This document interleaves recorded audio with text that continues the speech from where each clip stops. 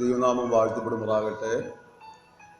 AIPPC നടത്തി വരുന്ന ദൈവവചന പ്രഭാഷണ പരമ്പരകളിലൂടെ ഒരു പ്രാവശ്യം നമുക്ക് സന്ധിക്കുവാനായി ദൈവം ഒരുക്കിയ ഈ അവസരത്തിനായി ഞാൻ ദൈവത്തെ സ്തുതിക്കുന്നു, സ്തോത്രം ചെയ്യുന്നു. മനുഷ്യൻ്റെ ജീവിതയാത്രയിൽ പലപ്പോഴും ശ്രദ്ധിക്കേണ്ട ഒരുപാട് മുന്നറിയിപ്പുകളെ പാതയോരങ്ങളിൽ നാം കാണാറുണ്ട്. ഈ പ്രഭാഷണത്തിലൂടെ മനുഷ്യൻ അറിഞ്ഞിരിക്കേണ്ട, ഓർത്തിരിക്കേണ്ട, അനുവർത്തിക്കേണ്ട ചില കാര്യങ്ങളെക്കുറിച്ച് ഞാനും നിങ്ങളെ ഓർമ്മിപ്പിക്കുവാൻ ആഗ്രഹിക്കുകയാണ്. സന്തോഷം നേടിയുള്ള മനുഷ്യന്റെ പ്രയാണമധ്യേ മനുഷ്യൻ കണ്ടുപിടിച്ച ഒരു ഉപാധിയാണ് ലഹരി വസ്തുക്കളുടെ ഉപയോഗം എന്നുള്ളത്. എന്നാൽ ലഹരി വസ്തുക്കൾ നിശബ്ദ കൊലയാളികളാകയാൽ അവയെ ഒഴിവാക്കിയുള്ള ജീവിതം നയിക്കുവാൻ ഈ സമയം ഞാൻ നിങ്ങളെ ഓർമ്മിപ്പിക്കുകയാണ്. നമ്മുടെ ദിനംതോറുമുള്ള വാർത്താ മാധ്യമങ്ങളിലൂടെ നാം കേൾക്കുന്ന മറ്റൊരു ദുരന്ത വാർത്തയാണ് റോഡ് അപകടങ്ങൾ. റോഡ് അപകടങ്ങൾക്ക്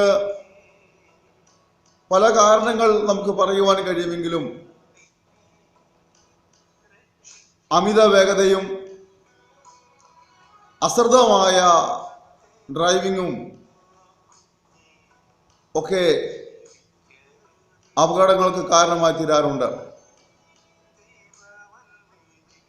ഇന്നത്തെ അപകട വാർത്തകൾ നാം വായിക്കുമ്പോൾ കാണുവാൻ കഴിയുന്നത് ഒരു 16-17 വയസ്സിന് മുകളിൽ ഒരു 30 വയസ്സിന് താഴെയുള്ള ചെറുപ്പക്കാരായ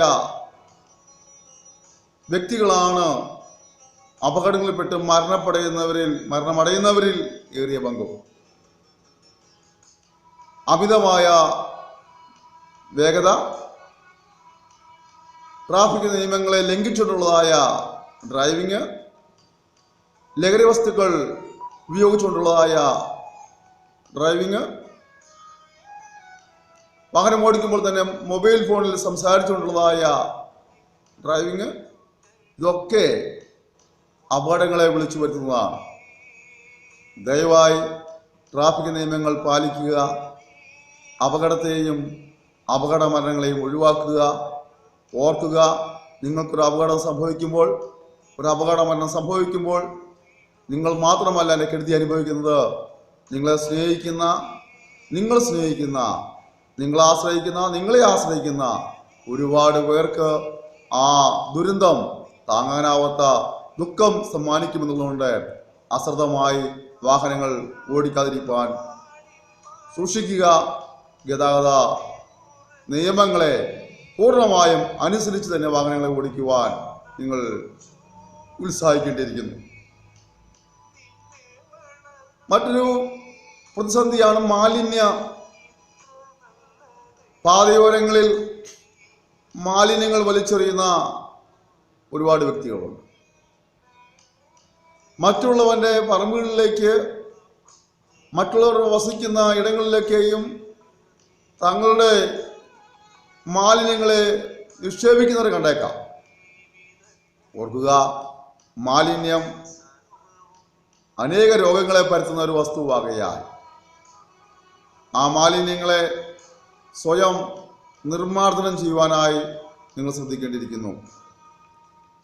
നമുക്ക് ദ്രോഹമുണ്ടാകുന്ന മാലിന്യം മറ്റൊരുവിൻ്റെ പറമ്പിലേക്കോ മറ്റൊരുവിൻ്റെ വീടിനടുത്തേക്കോ വലിച്ചെറിഞ്ഞ് നമ്മൾ രക്ഷപ്രാപിക്കുമ്പോൾ നമ്മൾ ഒരു സമൂഹത്തെയാണ് രോഗാതുരമായ അവസ്ഥയിലേക്ക് തള്ളിവിടുന്നത് എന്ന് നമ്മൾ മനസ്സിലാക്കിയിരിക്കുന്നു.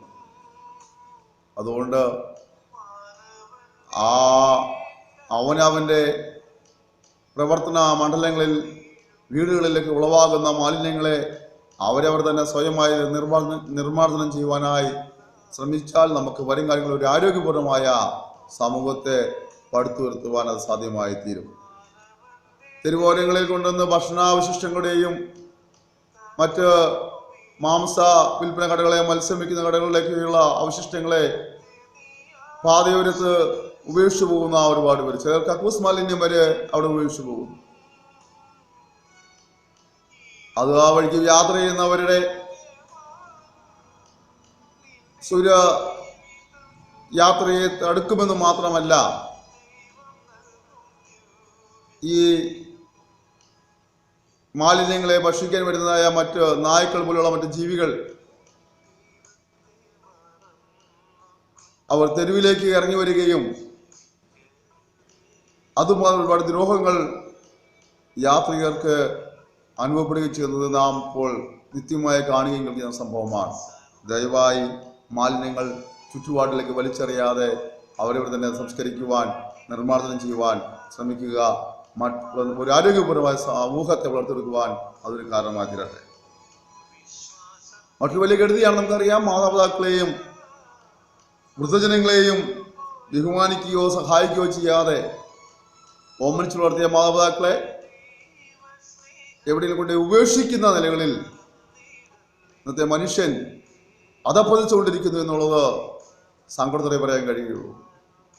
വിദ്യാഭ്യാസപരമായും സാമൂഹ്യപരമായും സാമ്പത്തികപരമായും ഒക്കെ മനുഷ്യൻ വളർന്നു എന്ന് അഭിമാനിക്കുമ്പോൾ തന്നെ സ്വന്തം മാതാപിതാക്കളെ പോലും തെരുവിൽ ഇറക്കി വിടുവാൻ മടി കാണിക്കാത്ത നിലകളിൽ മനുഷ്യൻ അധപ്പതിച്ചുകൊണ്ടിരിക്കുന്ന ഈ ദയനീയ ചിത്രങ്ങൾ നാം തീർച്ചയായും കാണുന്നു.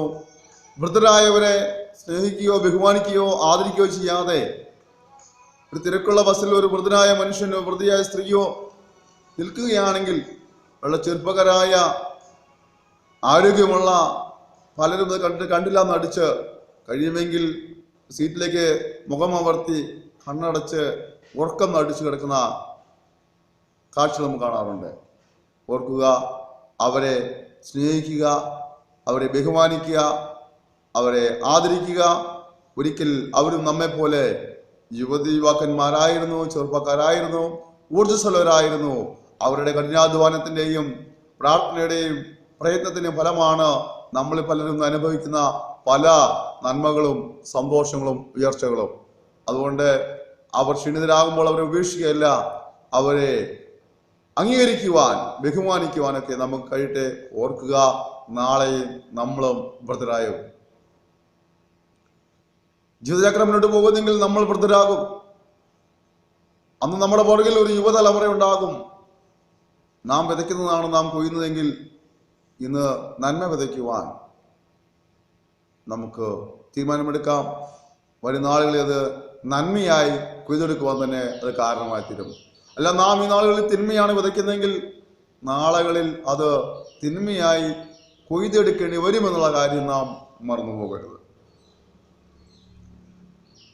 അതുപോലെ കുറ്റകൃത്യങ്ങളേറെ വർദ്ധിക്കുന്ന ഒരു കാലഘട്ടത്തിലാണ് നാം ജീവിച്ചിരിക്കുന്നത്. കുറ്റകൃത്യങ്ങളെ കാണുമ്പോൾ നാം അതിനോട് ഏകീഭവിക്കുന്നില്ലെങ്കിൽ പോലും അതിനെതിരെ പ്രതികരിക്കാതെ വരുമ്പോൾ സംഭവിക്കുന്നത് നാം ആ കുറ്റവാളികളെ പ്രോത്സാഹിപ്പിക്കുകയാണ്. ഈ സന്ദേശം കേൾക്കുന്ന പ്രിയ സ്നേഹിതരെ, നിങ്ങളൊരു പക്ഷേ കുറ്റകൃത്യം ചെയ്യുന്നില്ലായിരിക്കാം, കുറ്റകൃത്യങ്ങളിൽ പങ്കാളികളാകുന്നില്ലായിരിക്കാം. എന്നാൽ കുറ്റകൃത്യങ്ങൾ കാണുമ്പോൾ അതിനെതിരെ പ്രതികരിക്കാതിരിക്കുമ്പോൾ സംഭവിക്കുന്നത് അറിഞ്ഞോ അറിയാതെയോ നാം ആ കുറ്റകൃത്യങ്ങളിൽ പങ്കാളികളാകുകയാണ്. അതിനാൽ ഏതെങ്കിലും നിലകളിൽ നിയമലംഘനം നമ്മുടെ കൺമുമ്പിൽ കാണുന്നെങ്കിൽ, നാം അറിയുന്നെങ്കിൽ അത് ബന്ധപ്പെട്ട അധികാരികളെ സമയാസമയങ്ങളെ അറിയിച്ച് അത്തരത്തിലുള്ള കാര്യങ്ങൾക്ക് ക്രമീകരണം വരുത്തുവാനായി ഉത്സാഹിപ്പാൻ നമുക്ക് കഴിയട്ടെ. വരും കാലങ്ങളിൽ ഒരു കുറ്റകൃത്യങ്ങൾ ഇല്ലാത്ത ഒരു സമൂഹമായി നമ്മുടെ സമൂഹത്തെ വളർത്തിയെടുക്കുവാൻ അതൊരു പരിധിവരെയും സഹായിച്ചേക്കാം. ഓർക്കുക, കുറ്റകൃത്യങ്ങളിൽ നിന്ന് ഒഴിവുള്ളവരാകുക. സമൂഹത്തിന് ദോഷം വരുത്തുന്ന, വ്യക്തികൾക്ക് ദോഷം വരുത്തുന്ന, കുടുംബങ്ങൾക്ക് നാശം വിതയ്ക്കുന്ന യാതൊരു നിലയ്ക്കുള്ള പ്രവർത്തികളിലും ഇടപെടാതിരിക്കുവാൻ വളരെ സൂക്ഷിക്കുക. ഒരുപക്ഷെ നിങ്ങൾ ചെയ്യുന്ന കുറ്റകൃത്യങ്ങളിൽ ഇവിടെ പിടിക്കപ്പെട്ടില്ല എങ്കിൽ തന്നെയും ഒരു ദൈവമുണ്ട്, ഒരു ദൈവിക കോടതിയുണ്ട്, ഒരു ന്യായവിധിയുണ്ട്, ശിക്ഷാവിധിയുണ്ടെന്ന് മനസ്സിലാക്കിയെങ്കിലും നിങ്ങൾക്ക് പിന്തിരിയുവാൻ ഞങ്ങൾ നിങ്ങളെ സ്നേഹബുദ്ധിയ ഓർമ്മിപ്പിക്കുകയാണ്. ജീവിതത്തിൽ സൽഗുണങ്ങൾ പ്രവർത്തിക്കുന്നതിനായി തരുവാൻ ഇത് നമ്മെ സഹായിക്കുന്നതാകും. തിന്മ ചെയ്യുന്നവരായിട്ടല്ല, നന്മയുടെ വക്താക്കളായി മാറുവാൻ ഓരോ സൃഷ്ടിയായ മനുഷ്യനെ കുറിച്ചും ദൈവം ആഗ്രഹിക്കുകയാണ്. അതിനിങ്ങനെ പറയുന്നു, നിങ്ങളുടെ സ്വർഗസ്ഥനായ പിതാവ് സൽഗുണപൂർണൻ ആയിരിക്കുന്നത് കൊണ്ട് നിങ്ങളും സൽഗുണപൂർണരാകുകയും. ദോഷം വിതയ്ക്കുന്ന, കഷ്ടം വിതയ്ക്കുന്ന, നാശം വിതയ്ക്കുന്ന ഒരു അനുഭവത്തിലൂടെയല്ല, മറിച്ച് പരസ്പരം സ്നേഹിക്കുവാൻ, പരസ്പരം സഹായിക്കുവാൻ, പരസ്പരം ബഹുമാനിക്കുവാൻ ഉള്ള ഒരു നല്ല ചിന്താഗതി വളർത്തിയെടുക്കുവാൻ ദൈവം നമ്മെ സഹായിക്കുമാറാകട്ടെ. നമ്മുടെ ജീവന്റെയും സ്വത്തിന്റെയും സംരക്ഷണം നാം ആഗ്രഹിക്കുന്ന പോലെ തന്നെയാണ് മറ്റൊരുവിന്റെ ജീവന്റെ സംരക്ഷണം, മറ്റൊരുവിന്റെ സ്വത്തുക്കളുടെ സംരക്ഷണം. നമ്മുടെ ജീവൻ, നമ്മുടെ സ്വത്ത് സംരക്ഷിക്കുവാൻ വേണ്ടി മറ്റൊരുവിന്റെ ജീവനോ നശിപ്പിക്കുവാനോ വസ്തുവകളോ നശിപ്പിക്കാനോ ഒന്നും നമുക്ക് അധികാരമില്ല. നാം നമ്മുടെ ജീവനെയും സ്വത്തും സൂക്ഷിക്കുന്ന പോലെ തന്നെ സമൂഹജീവിയായ മനുഷ്യൻ മറ്റുള്ളവരെയും അങ്ങനെ തന്നെ സംരക്ഷിക്കുവാനും സൂക്ഷിക്കുവാനും ഇടപെടുന്ന കാര്യം മറന്നുപോകരുത്. ഓർക്കുക, എല്ലാ കാലഘട്ടത്തിലും സമാധാനം ഉണ്ടാക്കുന്നവരാണ് ദൈവത്തിന്റെ പുത്രന്മാരെന്ന് വിളിക്കപ്പെടുന്നത്. യുദ്ധമുണ്ടാക്കുന്ന, കലഹമുണ്ടാക്കുന്ന ഒരു വ്യക്തി കുടുംബത്തിലാണെങ്കിലും സമൂഹത്തിലാണെങ്കിലും അത് വളരെ നാശം വിതയ്ക്കുന്ന ഒരു പ്രവണതയാക്കിയാൽ സമാധാനത്തിന്റെ വക്താക്കളായി മാറുവാൻ, സമാധാനം ഉണ്ടാക്കുന്നവരായി തീരുവാൻ ഈ കാലഘട്ടങ്ങളിൽ മതത്തിന്റെ പേരിൽ, വർഗത്തിന്റെ പേരിൽ, വർണ്ണത്തിന്റെ പേരിൽ, ഭാഷയുടെ പേരിൽ, സംസ്കാരത്തിന്റെ പേരിലൊക്കെ പലപ്പോഴും കലഹങ്ങളെ അഴിച്ചുവിടുന്ന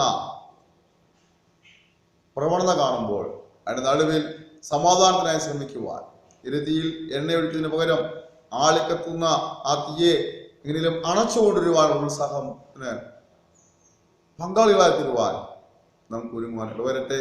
നമ്മുടെ സമൂഹം സമാധാനപൂർണമായ സമൂഹമായി തീരുവാൻ, നമ്മുടെ രാജ്യം ഐശ്വര്യപൂർണമായ രാജ്യമായി തീരുവാൻ, നമ്മൾ ജീവിക്കുന്ന ജീവിത മണ്ഡലങ്ങൾ സമാധാനത്തിന്റെയും സന്തോഷത്തിന്റെയും പ്രദർശനശാലകളായി മാറുവാനായി നമുക്ക് എന്ത് ചെയ്യുവാൻ കഴിയുമെന്ന് മനസ്സിലാക്കിക്കൊണ്ട് ആവോളം അതിനുവേണ്ടി ഉത്സാഹിക്കുവാൻ ദൈവം നമ്മെ സഹായിക്കുന്നുണ്ടാകട്ടെ. മറ്റൊരു കാര്യമാണ്, ജീവിതത്തിൽ പ്രതിസന്ധികൾ ആഞ്ഞടിക്കുമ്പോൾ, പ്രതികൂലങ്ങൾ വർദ്ധിച്ചു വരുമ്പോൾ മനുഷ്യൻ ആത്മഹത്യക്കായി ഒരുങ്ങുന്നു എന്നുള്ളതാണ്. ഇന്ത്യൻ സംസ്ഥാനങ്ങളിൽ സാക്ഷരതയിൽ ഏറ്റവും മുന്നിട്ട് നിൽക്കുന്ന ഈ കൊച്ചു കേരളമാണ് മറ്റ് ഇന്ത്യൻ സംസ്ഥാനങ്ങളിൽ നിന്നും ആത്മഹത്യാ നിരക്കിൽ മുന്നിട്ട് നിൽക്കുന്നത് എന്ന് മനസ്സിലാക്കുമ്പോഴാണ് നാം എത്തിപ്പെട്ടിരിക്കുന്ന സാഹചര്യത്തിന്റെ അവസ്ഥകളുടെ ഗൗരവം നമുക്ക് ബോധ്യമാവും.